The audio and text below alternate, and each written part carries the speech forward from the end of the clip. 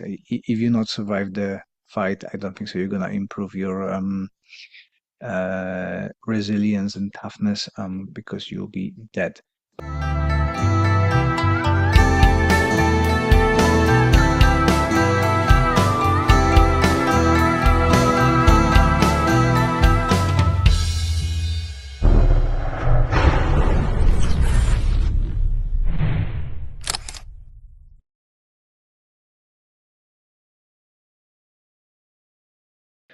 Hi guys, so today is something which is very close to my heart, and it was bothering me for a long time when I started a martial arts, karate in particular.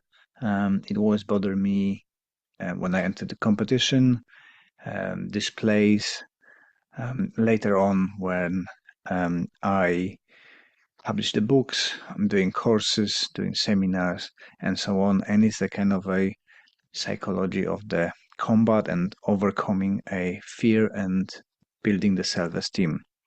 So as we know, martial arts is not only a physical activity, it also builds a character and helps with a mental health to overcome fears and challenges and setbacks, failures, and so on. Obviously, it builds your body as well if you've got a good instructor and you're putting the work in, but it also can build your resilience as well if you've got a good instructor and somebody who can guide you and give you that transformation where you are coming out of your shell, you're getting a much more comfortable person and kind of have that mental toughness and increased self-esteem in every daily life. Fear, as we know, fear is a natural response to the unknown. We're all afraid of the things we don't know. Usually, our mind makes it worse than it is. And in martial arts, it's no difference. And it often manifests as of a fear of getting hit or getting injured, fear of looking foolish or failing. This was the most part that impacted me. The fear of being judged and laughed at was something that was holding me for a very, very long time. And as well, a fear of letting the coaches down and teammates and myself as well. So if you're going on went on the competitions, I always not only feared that people gonna laugh at me because I'm gonna be rubbish in fighting, I'm gonna lose, but as well the coach will not be very happy because I let the team down and we didn't score as many points as we could, or didn't get any medals, or I didn't perform as well, and putting on myself as well that disappointment because I didn't perform as I wanted to. But mostly it was the things that hold it me in because of my thoughts inside. And so I thought I'm going to break down a kind of what's behind that fear. And as we know, the amygdala, a part of the brain responsible for processing fear, triggers a flight, freeze, or fight response in all of us. Now I came across that I can't remember the name. It's that FF as well, but it's pleasing people. So it's especially prevalent in women who've been conditioned, and they would be trying to please the attacker or somebody that causing that stress. And the martial arts training helps regulate this response through the exposure. So more you're doing things, the less of a adrenaline response you have to the stressors. You getting accustomed to it. You can kind of work with the adrenaline instead of being paralyzed by it. But the only way to practice this stuff is to be exposed to it. So, if you gonna go for competition, you try to replicate it as much as possible in a dojo. You might have a people gather around and you do the sparring with your teammates and people watching you, so you're getting used to it, to the fear of people watching you. Sparring, obviously, as much as you can, gives you that stress that somebody is actually trying to take your head off or submit you. So you've got that adrenaline rush going in, but the only way to get used to it, to a huge adrenaline dump that this competition causes, is to actually step into the mats, ring, or uh, cage and try to compete. Of course, you can lose at the very first stages, then you're gonna overcome that fear. You're gonna be more confident, and it's gonna be easier to win and perform under that stress. Some people call it an exposure therapy, so regular sparring builds the tolerance to a stress, like I said just before, making it easier to handle. Um, and it builds confidence through the action. Every time a fighter enters the ring and survives the experience, it's very dramatic word, survives, goes through it. If you not survive the fight, I don't think so. You're gonna improve your resilience and toughness because you'll be dead. But every time when you go out from the sparring match, you build confidence in your abilities. You learn from it. You building yourself up. You can work on your emotions, work on your techniques, work on that things that went not so well. So it's just have to be submerged in that environment and do the stuff that are very uncomfortable. And by doing those uncomfortable things, you're building up the resilience, and it that transfer later into life as well. So for me, when I was competing, I haven't very much of success on the beginning because, like I said, it was my mental state. I was keep putting myself down, and every time I was going out into competition, I sabotage myself and convince myself that oh, he was better. Judges was against me. I wasn't training hard enough. Or I had a bad day. I didn't feel very well in the morning, or some other nonsense that my head was pushing through. So before I stepped on the mats, I already had the excuses ready, and it just didn't help at all. So my belief is that I've been deliberately pushing myself towards a being a loser, and I conditioned myself to it. I only get rid of that much later.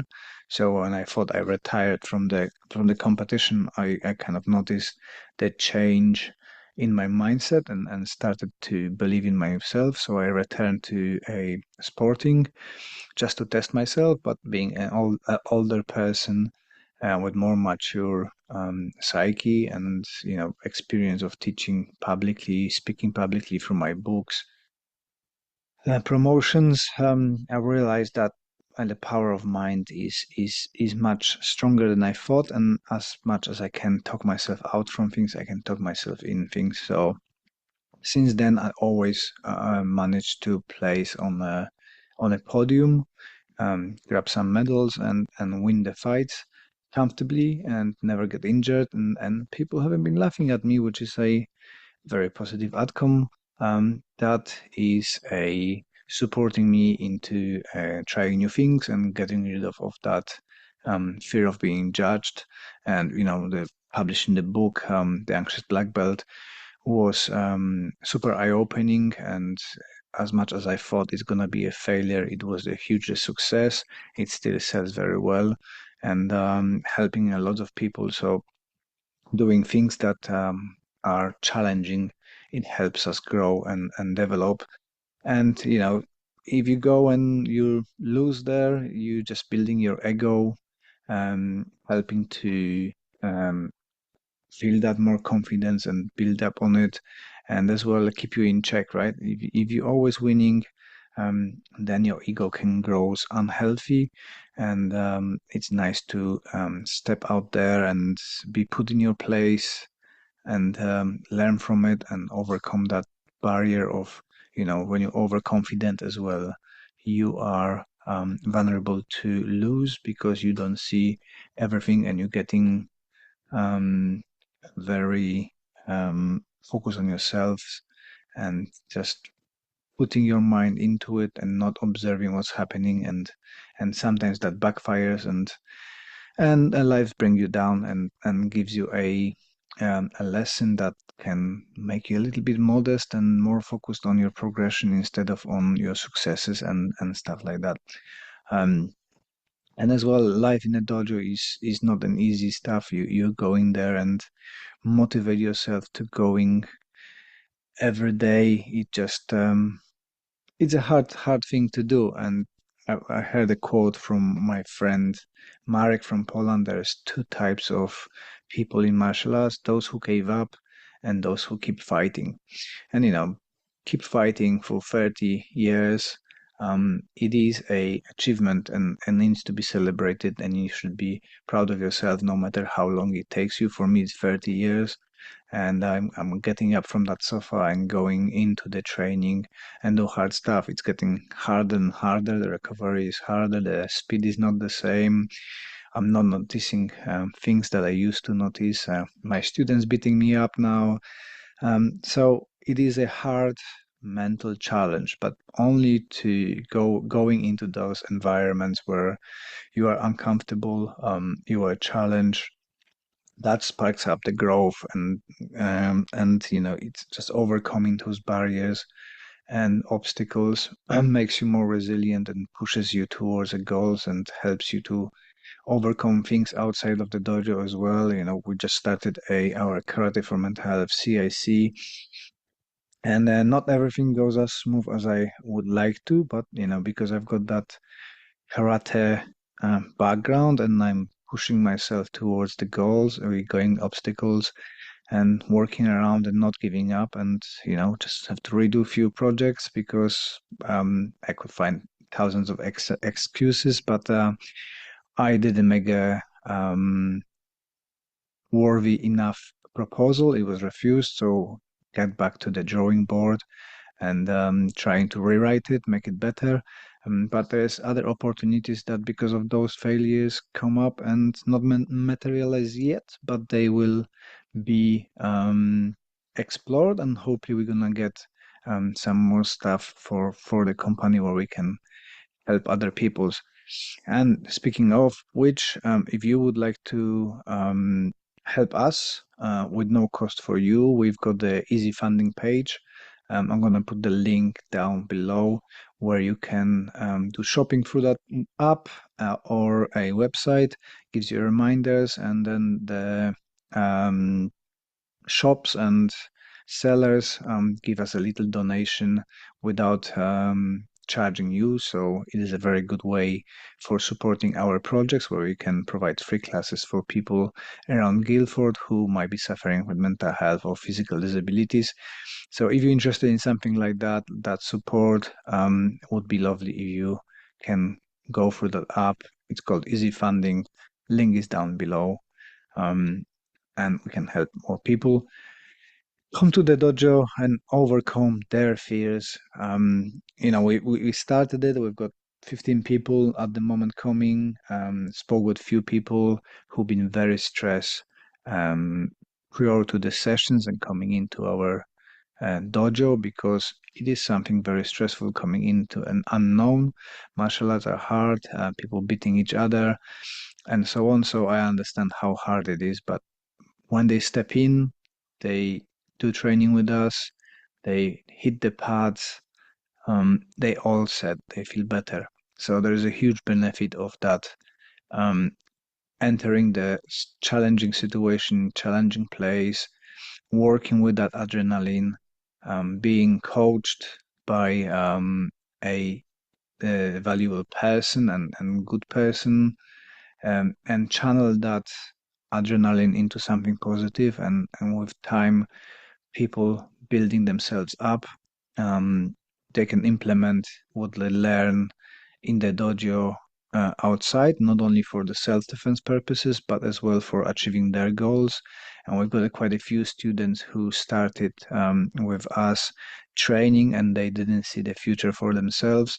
Now, happily, they've got the jobs, they returning to the normal life. I'm not claiming it's because of martial arts. It's through the therapy, hard work, but I'm hoping that the martial arts help in a little way um, to help them overcome those challenges and have a focus on the life and going back to functioning within the society and achieving their goals. And it's lovely to see people getting back on their feet and coming back to the training and sharing with us their achievements and their little goals that they can tick. And it is very valuable um, to have that perspective looking back, what goals you set up and what have you achieved. And this is one of the reasons I wrote the or published the Karate Journal and martial arts notebook, that people can track their little goals and achievements and tick it, right? In martial arts, we have a clear indication of your progression with the color belt. When you pass the belt, and you can have a look back and see, oh, I was a white belt, I couldn't do the break fall. Now I'm a yellow belt, I can do break falls forwards, backwards, sideways. I came to the dojo, I didn't know how to hit the pads. Now I'm a green belt, I can kick and do combinations and things that I never thought I can do. So you've got that kind of look back, and you can see what was what and how much you progressed and how many achievements along the way you had, how many challenges you overcome. In life, it's not so clear. So using the notebooks and mood tracker, you can see how the martial arts impacted you, and you can write yourself a note in there. This is I'm challenging, and it can be used also not only for martial arts, but on planning your life in general.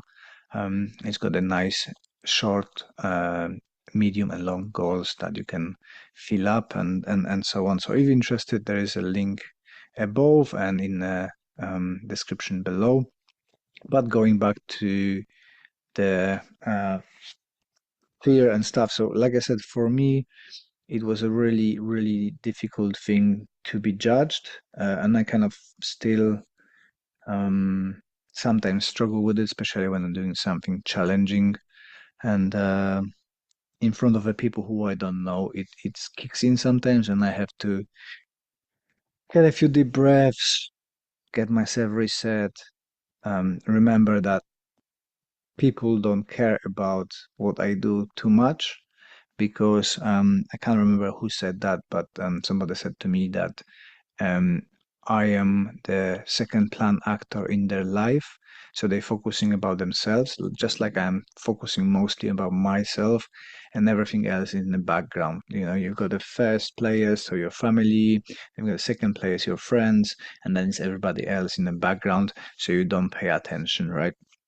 And I learned through the years that I don't see people as a competition. I don't get jealous about people's achievements. I support their adventures. I like to learn from them. Many of my friends who are doing the similar thing as I do, they teach martial arts for living. They teach the seminars abroad. They do the workshops, create books and stuff like that, are much more successful than I am, and I can only look and be inspired by them, and thinking, wow, they done it this way. I'm gonna try to do it a little bit better, and growing, and slowly it's getting there, right? I'm getting more popular than I've been last year, so I can look back and say, okay, so this is what I'm doing, it working. I can build up. I can have a look what my friends doing, learn from them, bring it into to what I do, and grow a little bit. And again, just in like martial arts, I can look back and see on my business journey or a coaching journey, and I can see clear steps when there were challenging times when I was in a despair. It's not working. I'm never gonna be successful. Nobody's gonna be coming for my seminars. But it growth, right? I can look now 5 years ago how it was and compare to it now. 5 years ago, I had a 3, 4 seminars a year. Now I've got 13 um, left this year to do. It's March now, and I've still got 13, and there's a few more conversation about next ones, but not to brag about me, but to just try to motivate you to put the effort in there, challenge yourself with those uncomfortable situations, and use martial arts as a tool to build up your self-esteem, self-worth, and go there and grab the life and achieve your goals. Because if you put the effort in it, just like in martial arts, it will happen, right? You just need to go step by step, slowly. Don't get excited. Don't get too desperate or too lost the word, too negative about things that are happening to you.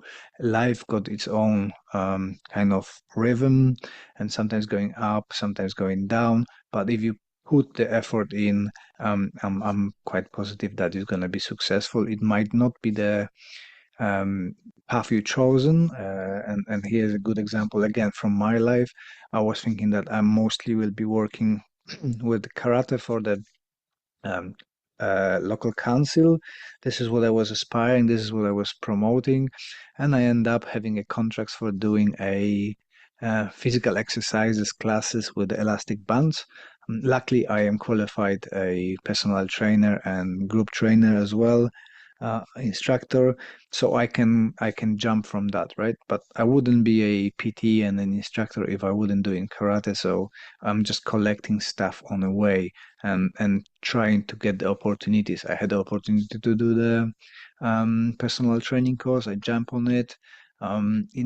It wasn't something that I really wanted to do, being a successful personal trainer, but I wanted to have the knowledge of kind of a sporting side of the things and coaching stuff um, to improve my ability to teach people, and that's now presented itself as an opportunity to do a quite interesting job. I'm working with the group that I like the most, the elderly, and I'm helping them through my karate and through my personal training qualification. That's all is kind of intertwined, and it's helping me in my club and helping me with work, and you just never know where the life's gonna take you, but you have to commit to something and overcome those initial obstacles, challenges, and believe in yourself and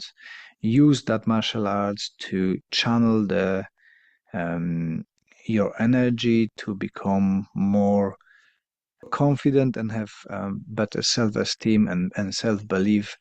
And I'm sure that you're gonna go and reach the stars and achieve the goals you want. So